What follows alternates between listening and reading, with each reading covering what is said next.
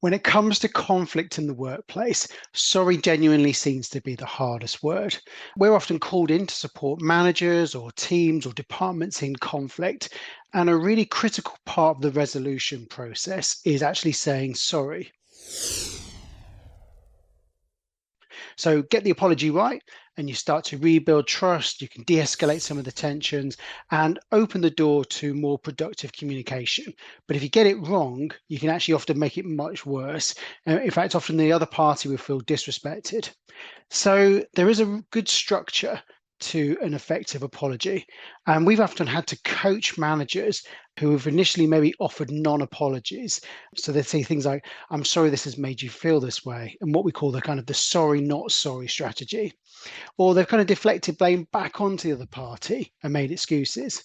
So a genuine apology demonstrates honesty and vulnerability and shows that you really value the relationship. It's not about right or wrong, and you can't rewrite the past. It's about moving forwards. So by offering a really good apology, this can help create a culture where everyone takes responsibility for their actions. And even in the toughest of situations, you can still create positive culture change. So how do you apologize effectively in a conflict situation? So we're going to give you some good prompts to get you started. So the first bit is to really just take responsibility for your part. So by acknowledging your mistake and taking ownership for your part, you can just be specific about what you're apologizing for. So start your apology with a clear statement of remorse, such as I'm sorry or I apologize, and make sure that your tone and body language reflect your sincerity.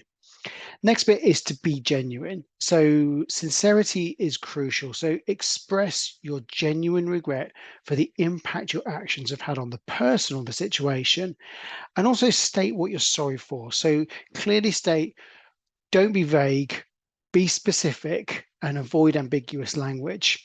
And when you're explaining what happened and what you did, explain without excusing. So provide a brief explanation for your actions, but avoid making excuses. So taking responsibilities means not trying to shift blame onto others or maybe extenuating circumstances. The next bit is to express empathy. So show that you understand how your actions have affected the other person, and use phrases like, I understand how that must have made you feel, because this really conveys empathy. And also outline how you're going to avoid repeating the mistake again. So outline the steps that you're going to take to make sure it doesn't happen again, and that you've learned from it. And also offer to make amends. So depending on the situation, often it's important to make things right. So, compensate for any damage caused.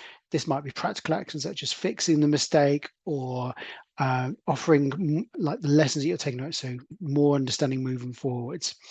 And also really allow the other person. So you probably sat with this apology for a long time.